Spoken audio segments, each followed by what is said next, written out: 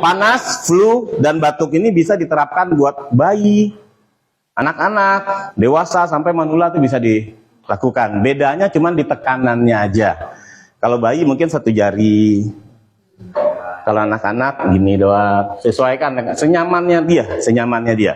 Kita akan melakukan terapi untuk panas, dan untuk panas itu kita akan terapi di area tengkuk, belikat sebelah kanan, belikat sebelah kiri, belikat sebelah kanan, sebelah kiri, lalu lambung. 4. Panas, ya.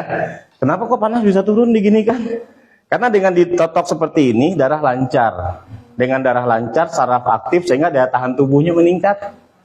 Ya, nah, ini untuk panas ya, tengkuk, belikat sebelah kiri, belikat sebelah kanan, dan area lambung. Ini kalau untuk panas. Kalau untuk batuk, belikat kanan kiri, lambung.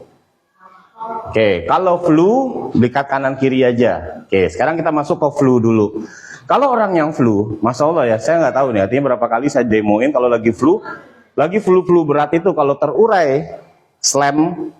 Ini ada slam di sini kalau orang flu itu. Slam itu kalau terurai langsung berhenti flu-nya. Namanya orang flu biasa kan proses kan dari encer, ya.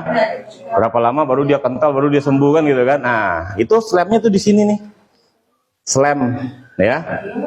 Slam. Nah, jadi kita terapinya bisa mentokin ke sini, ke tulang tengah, bisa mentokin ke tulang belikat. Pokoknya cari slam daerah sini. Anda tekan, benturkan ke tulang sebelah tengah atau tulang sebelah belikat. Udah rutinin gini aja, cari.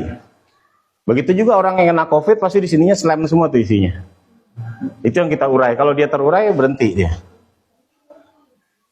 Ya, ini untuk yang flu.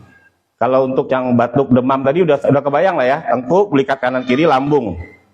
4 bagian. Benturkan sini, benturin ke sini, benturin ke sini, gitu ya. Tengkuk, belikat kanan, belikat kiri, areanya area paru kalau untuk masalah flu. Untuk bayi pun bisa, nggak usah takut. Yang penting senyamannya, kalau bayi kita gini-gini aja. Ya, mulai dari bayi.